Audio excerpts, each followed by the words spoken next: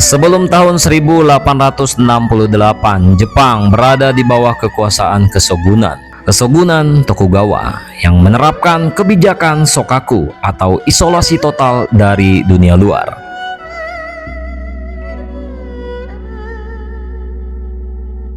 Namun pada tahun 1853, 4 kapal perang Amerika Serikat pimpinan Comrade Matthew Perry tiba dan memaksa Jepang membuka pelabuhannya. Ancaman imperialisme Barat menyadarkan pada pemuda elit Jepang, jika Jepang tidak segera memodernisasi diri, mereka akan bernasib seperti Tiongkok yang dieksploitasi oleh bangsa Eropa.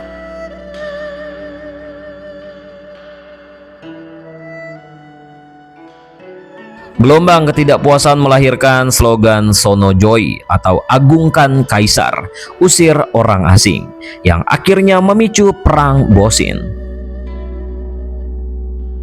Hasilnya Kesogunan Tokugawa tumbang dan kekuasaan dikembalikan kepada Kaisar Meiji pada tahun 1868. Pemerintah baru Meiji mengusung pilar doktrin utama Fukoku Kyohei, perkaya negara, perkuat militer. Untuk mewujudkannya pada tahun 1871, Jepang mengirimkan misi Iwakura, yaitu rombongan diplomat, ilmuwan, dan siswa ke Amerika Serikat dan Eropa. Selama 2 tahun mereka membedah rahasia kemajuan Barat, dari sistem perbankan Jerman, Angkatan Laut Inggris, hingga sistem pendidikan Prancis. Prinsip mereka sangat jelas, Wakon Yosai, semangat Jepang, ilmu pengetahuan Barat. Mereka menyerap teknologi modern Barat tanpa membuang nilai-nilai budaya dan jati diri Jepang. Kembali dari Barat, pemerintah Meiji pun mengeksekusi merombak total tatanan masyarakat. Yang pertama adalah penghapusan kelas sosial dan samurai. Sistem kasta feodal dibubarkan. Samurai kehilangan hak istimewa membawa pedang dan digantikan oleh tentara wajib militer nasional. Yang kedua, industrialisasi kilat. Pemerintah membangun pabrik, tambang, telegraf, dan jaringan kereta api. Setelah stabil, industri ini dijual kepada pengusaha swasta yang kelak menjadi konglomerat raksasa yang dikenal dengan Zaibatsu, seperti Mitsubishi dan Mitsui. Yang ketiga adalah pendidikan wajib.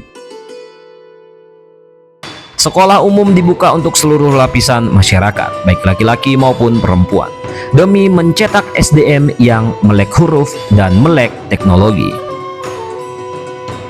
Dan yang keempat adalah pemerintahan konstitusional.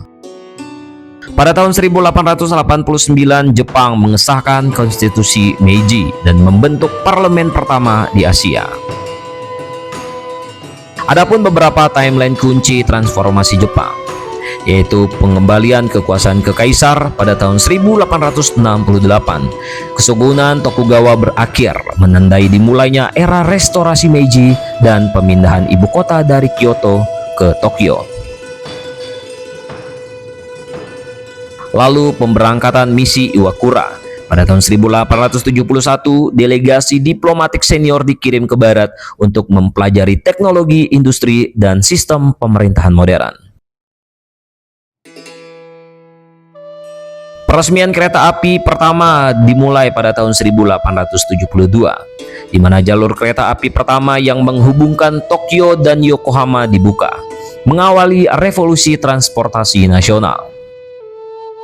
Pemberlakuan konstitusi Meiji di tahun 1889, Jepang menjadi negara monarki konstitusional pertama di Asia dengan sistem parlemen modern.